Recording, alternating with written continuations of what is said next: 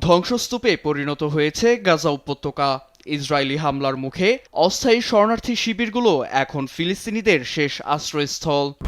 খান ইউনিসের আল মাওয়াসি ও দের আল বালার অস্থায়ী শিবিরগুলোতে দখলদার ইসরায়েলের স্থল অভিযান ও বিমান হামলার ভয়ে দিন কাটছে ফিলিস্তিনিদের। তার উপর মাথাচাড়া দিচ্ছে তীব্র খাদ্য সংকট ও পুষ্টিহীনতা।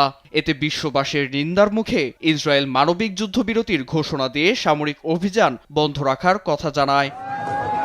সামরিক অবরোধ থেকে সৃষ্ট দুর্ভিক্ষের মুখে শিশু মৃত্যুর হার ও আন্তর্জাতিক মহলের চাপ বাড়ায় নতুন ফন্দি এঁটেছে তেল আবিব। শনিবার প্রতিরক্ষা বাহিনী আইডিএফ জানায়, অবরোধ তুলে নিয়ে উপত্যকায় ত্রাণ সরবরাহ উন্মুক্ত করে দেওয়া হয়েছে। জানায়, আন্তর্জাতিক সংগঠনগুলোর সহায়তায় গাজার বেত লাহিয়ায় বিমান থেকে ত্রাণ ফেলেছে তারা।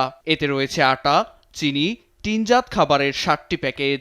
আরও জানায়, 9 লাখ ফিলিস্তিনির পানির চাহিদা মেটাতে সক্ষম একটি পরিশোধনাগার মেরামত করা হয়েছে।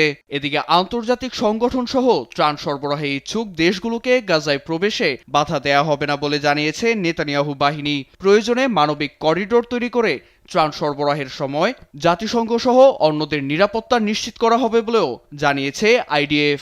এতে অভুক্ত ফিলিস্তিনিদের মুখে খাবার তুলে দিতে ত্রাণের প্যাকেজ তৈরি রেখেছে যুক্তরাজ্য ও সংযুক্ত আরব আমিরাত।